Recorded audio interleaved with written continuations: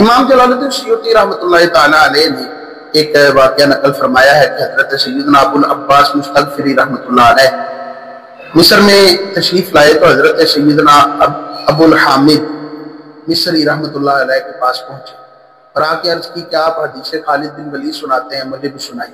انہوں نے فرمایا کہ 1 سال کے روزے رکھو تو پھر تمہیں میں وہ حدیث سناؤں۔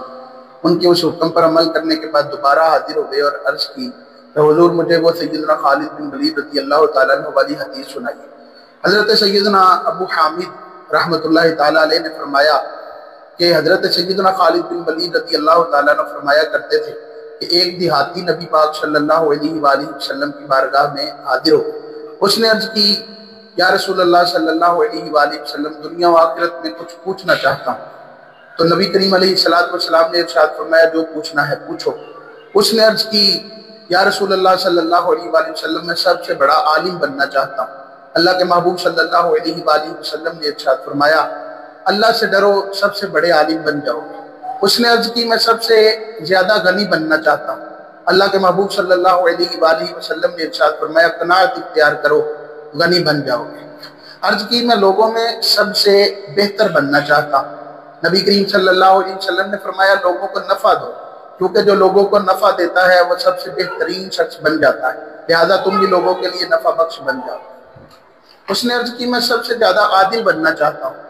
فرمایا جو اپنے لیے پسند کرو وہی دوسروں کے لیے پسند کرو، سب سے بڑے عادل بن جاؤ گے۔ عرض کی میں اللہ کی بارگاہ میں بڑا بلند مقام حاصل کرنا چاہتا ہوں۔ فرمایا ذکر اللہ کثرت سے کرو، اللہ کی بارگاہ میں بلند مقام حاصل کر لو۔ اس نے کہا اچھا اور نیک بننا چاہتا ہوں۔ فرمایا اللہ کی عبادت کیوں کرو گویا کہ تم اسے دیکھ رہے ہو، اور اگر یہ نہیں تو کم از کم اتنا ذہن ضرور رکھو کہ وہ رب تمہیں ضرور دیکھ رہا ہے۔ عرض کی میں کامل ایمان والا بننا چاہتا ہوں۔ فرمایا اچھے اخلاق اپنا لو، کامل ایمان والے بن جاؤ گے۔ عرض کی میں اللہ کا فرما بردار بننا چاہتا ہوں۔ فرمایا اللہ تبارک و تعالیٰ کے فرائض کو پورا کرنے والے بن جاؤ، اللہ کے فرما بردار بن جاؤ گے۔ عرض کی گناہوں سے پاک ہو کر اللہ تبارک و تعالیٰ سے ملنا چاہتا ہوں۔ فرمایا غسل جنابت اچھی طرح سے کرو، کل قیامت کو جب اللہ سے ملو گے تو اس حال میں ملو گے کہ تم گناہوں سے بالکل پاک صاف ہوگے۔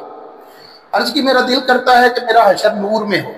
فرمایا کسی پر ظلم نہ کرو، تمہارا حشر نور میں ہوگا۔ عرض کی میرا دل کرتا ہے کہ اللہ مجھ پر رحم فرمائے۔ فرمایا اپنی جان پر اور اللہ کی مخلوق پر رحم کرو، اللہ کریم تم پر رحم فرمائے گا۔ عرض کی گناہوں میں کمی چاہتا ہوں۔ فرمایا استغفار کرو، گناہوں میں کمی ہو جائے گی۔ عرض کی عزت دار بننا چاہتا ہوں۔ فرمایا شکوے شکایتیں اللہ سے کرو، لوگوں سے نہ کرو، عزت دار بن جاؤ، کیونکہ جب تم لوگوں سے شکایتیں کرتے ہو تو تمہاری عزت خود بخود ہی برباد ہو جاتی ہے۔ عرض کی رزق میں کشادگی چاہتا ہوں۔ فرمایا بے وضو نہ رہا کرو، ہر وقت باوضو رہو، تمہارے رزق میں فراخی ہو جائے گی۔ عرض کی میں اللہ اور رسول کا محبوب بننا چاہتا ہوں۔ فرمایا اللہ اور رسول کو جو چیزیں پسند ہیں ان کو پسند کرو، اور جو چیزیں اللہ اور رسول کو پسند نہیں تم بھی ان کو پسند نہ کرو۔ عرض کی اللہ تعالیٰ کی ناراضی سے امان کا طلبگار۔ حضور نے فرمایا غصہ کرنا چھوڑ دو، اللہ کریم تم سے ناراض نہیں ہوگا۔ عرض کی دعاؤں کی قبولیت چاہتا ہوں۔ فرمایا حرام سے بچو، اللہ کریم تمہاری ہر دعا قبول فرمائے گا۔ عرض کی میرا دل کرتا ہے کہ اللہ مجھے رسوا نہ کرے۔ فرمایا اپنی شرمگاہ کی حفاظت کرو، اللہ کریم تمہیں رسوا نہیں ہونے دے گا۔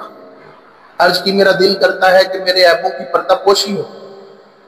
فرمایا لوگوں کے عیبوں پر پردہ ڈالنا سیکھ جاؤ، تمہارے عیبوں کی پردہ پوشی ہو جائے گی۔ عرض کی کون سی چیز ہے جو میرے گناہوں کو مٹا سکتی ہے؟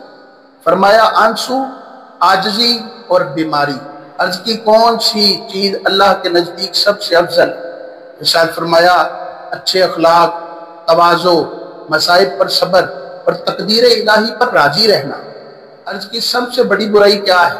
اللہ کے نزدیک سب سے ناپسندیدہ چیز کون سی ہے؟ فرمایا برے اخلاق اور بخل۔ عرض کی اللہ کے غضب کو کون سی چیز ٹھنڈا کرتی ہے؟ ارشاد فرمایا چپکے چپکے صدقہ کرنا اور رشتہ داروں کے ساتھ اچھا سلوک کرنا، یعنی صلہ رحمی کرنا۔ عرض کی کون سی چیز دوزخ کی آگ کو بجھاتی ہے؟ فرمایا روزہ۔